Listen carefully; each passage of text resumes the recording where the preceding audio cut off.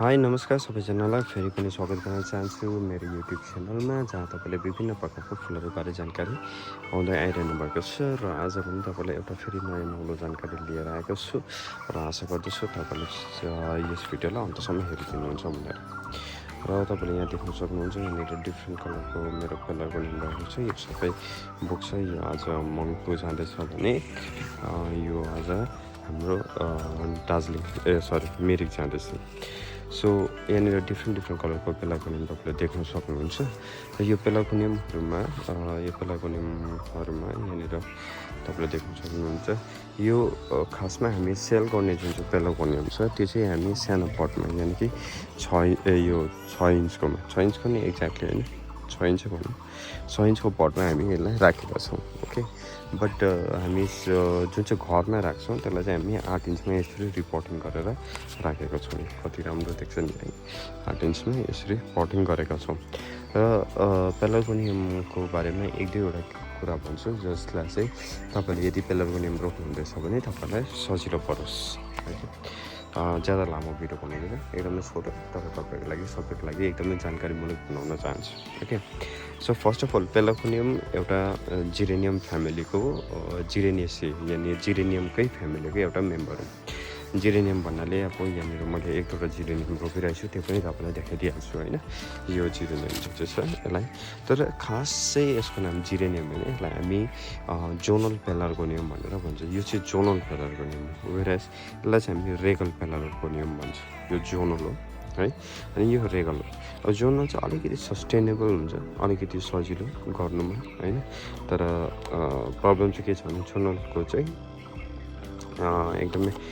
Flowers त्यस्तो यसको जस्तो प्रकारको ग्लोरी देख्छ ठुल्ठुलो ग्लोरी त्यतिको ग्लोरी हुँदैन तैपनि एकदमै एक्साइटिङ राम्रो हुन्छ है अलिकति महँगो पनि छ जोनल पेलार्गोनियम चाहिँ वेरएस रेगल पेलार्गोनियम अलिकति जोनल भन्दा चाहिँ अलिकति सस्तो छ मेरोमा चाहिँ अरूकोमा म भन्न चाहदिनँ अरूको कुरा गर्न चाहदिनँ मेरोमा चाहिँ सस्तो छ र रेगल पेलार्गोनियम चाहिँ के हुन्छ भने यसको चाहिँ युजली यसले फुल्ने टाइम चाहिँ भनेको यही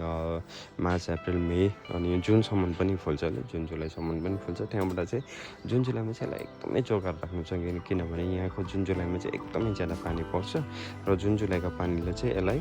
साह्रै डिस्टर्ब गर्छ एकदमै जुन जुलाईको पानीले चाहिँ त्यो एयरमा मोइस्चर हुन्छ त्यो मोइस्चरले भेट्यो भने चाहिँ यसलाई के भइहाल्छ यसको पत्ताहरू कुहिने होइन जन्ठा कुहिने स्टेम कुहिने रोगले भेटाइहाल्छ सो त्यसलाई चाहिँ हामीले जहिले पनि के भन्नुहुन्छ जोगाउनु पर्छ र सकेसक्दो यो पेलार्गोनियमलाई चाहिँ तपाईँले इन्डोरै ग्रो गर्नुहोस् होइन एकदमै इन्डोर भन्नाले अब एकदमै यस्तो रुफहरूतिर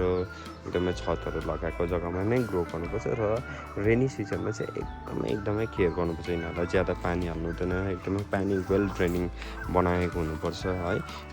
एकदम जुन चाहिँ यो रिपोर्टिङ गर्दाखेरि जुन चाहिँ 8 इन्च पटमा लास्टमा राख्नुहुन्छ जसमा मदर प्लान्ट पनि राख्नुहुन्छ त्यो मदर प्लान्ट राख्दाखेरि यो 8 इन्च पटमा अलिकति ज्यादा मात्रामा बलुवा हाल्नुहोस् बलुवा र पत्ताको मल ज्यादा हाल्नुहोस्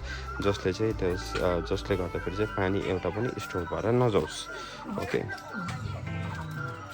ओके सो तपाईँले यहाँनिर 3टा डिफ्रेन्ट कलर देख्न सक्नुहुन्छ होइन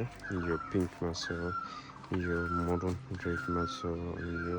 मजेन्टामा छ ओके सो डिफ्रेन्ट कलर सक्नुहुन्छ यहाँनिर वाइटमा देख्न सक्नुहुन्छ यहाँनिर एकदमै मिठो पिङ्कमा देख्न सक्नुहुन्छ होइन यहाँ पर्पलमा छ यो वाइट र पर्पल मिक्स छ यहाँनिर अर्किड पिङ्क रहेको छ अनि मिठो कलर यो वाइट फेरि अर्किड छ पिङ्क छ यसमा प्लस भएको वाइटहरू छ सो यहाँनिर डिफ्रेन्ट कलरको तपाईँले देख्न सक्नुहुन्छ र डिफ्रेन्ट कलरको पेलार्गोनियम रहेको छ हाम्रोमा अनि यहाँनिर कतिवटा मदर प्लान्टको लागि राख्दैछौँ योहरू जस्तै यो 3टा फिक्स मदर प्लान्ट भयो अहिले हाम्रो होइन अब यसमा मैले अघि नै भने 8 इन्चको पटमा हालेको छु र 8 इन्चको पटमा हाल्दाखेरि चाहिँ यसमा याद गर्नुपर्ने कुरा चाहिँ के हो भन्दाखेरि चाहिँ एकदमै बलुवा र पत्ताको मल चाहिँ अलिक ज्यादा हुनुपर्छ सो द्याट पत्ताको मल चाहिँ बिस्तारै कुहिँदै लामो समयसम्म यसले न्युट्रिएन्ट पाइरहोस् र बलुवाले चाहिँ के होस् त्यो पानी चाहिँ बस्नै नदियोस् पटमा पानी बस्यो कि प्लान्ट कुहिहाल्छ ओके सो त्यो कुरोलाई चाहिँ तपाईँले ध्यानमा राख्नुहुन्छ नेक्स्ट कुरो के हो भन्दाखेरि अब यो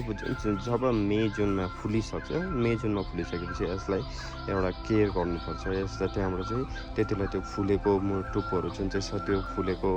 हाँगाहरू जुन चाहिँ छ त्यो सबै चुडाएर फ्याँकिदिनुपर्छ र जुन जुलाई त्यतिकै राख्नुपर्छ। अनि अगस्तको महिनामा, अगस्तको एन्डमा जब अलिअलि घाम लाग्न सुरु हुन्छ, त्यति बेला चाहिँ यसको फेरि तपाईँले एकपल्ट कटिङ गर्न सक्नुहुन्छ। होइन, युजली म चाहिँ सेप्टेम्बर फर्स्ट विकमा गर्छु, तर अगस्तको लास्ट विकमा गर्दा पनि हुन्छ। मेरो सेप्टेम्बर फर्स्ट विकमा गर्नुको मुख्य कारण चाहिँ के हो भन्दाखेरि सेप्टेम्बरमा चाहिँ मेरो गोदावरीको सबै सकिसकेको हुन्छ, मतलब कटिङ गर्ने छ। अगस्तसम्म चाहिँ मेरो गोदावरीको कटिङ रहेको गर्दाखेरि म अगस्तमा गर्दिनँ, तर अगस्त एन्डमा तपाईँले गर्न सक्नुहुन्छ है। अनि अर्को चाहिँ इम्पोर्टेन्ट कुरा के भन्दाखेरि यसलाई चाहिँ अगस्त सेप्टेम्बरमा राखेको कटिङलाई चाहिँ सर्नु धेरै नै समय लाग्छ, लगभग 1-1.5 महिना लाग्छ। सो त्यो पेसेन्स चाहिँ तपाईँले बिल्डअप गर्नुहोस्। 1-1.5 महिनासम्म चाहिँ तपाईँले त्यसलाई चलाउनै भएन, त्यसलाई कटिङलाई पानी हाल्दै राख्दै अलिकति ड्राई उयो चाहिँ प्लान्टमा चाहिँ त्यति बेला, तर माथिबाट चाहिँ यो पत्ताहरूलाई चाहिँ पानी भिजाउनु हुँदैन। कटिङमा चाहिँ मुनि सोइललाई चाहिँ भिजाउनुपर्छ, पत्ताहरूलाई चाहिँ सुक्खै राख्नुपर्छ। त्यसो गऱ्यो भने मात्रै प्लान्ट छिट्टो सर्छ। ओके, सो त्यो कुरो छ। अगस्त सेप्टेम्बरमा चाहिँ तपाईँले के गर्नुपर्छ, अगस्तको एन्ड या सेप्टेम्बर फर्स्ट विक सेकेन्ड विकतिर चाहिँ तपाईँले कटिङ राख्न सक्नुहुन्छ। ओके, त्यहाँबाट फेरि त्यसलाई काटेर कटिङ राखेपछि बिस्तारै अर्को हाँगाहरू पलाउँछ होइन। फेब्रुअरी मार्चमा नयाँ हाँगाहरू पलाउँछ, त्यति बेला पनि तपाईँले फेब्रुअरी मार्च फर्स्ट विकतिर हाँगाहरू पलाउँछ, त्यसलाई पनि तपाईँले कटिङ राख्न सक्नुहुन्छ। ओके, सो त्यो भयो कटिङको विषय। अर्को विषय, अब यसमा चाहिँ अलिक दिन बादमा अब जुन चाहिँ अप्रिल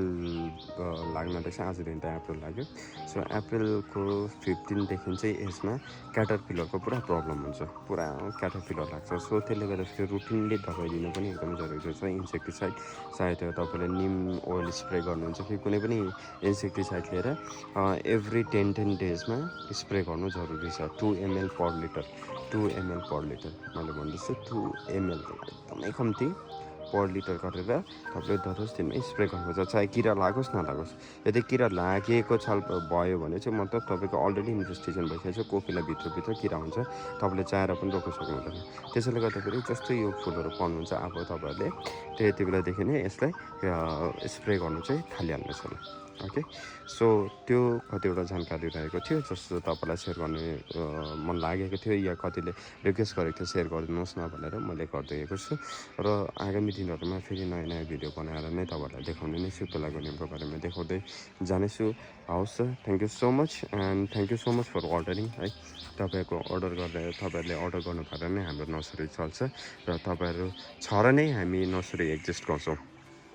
र त्यसको लागि तपाईँलाई एकदमै धेरै धन्यवाद। Thank you so much.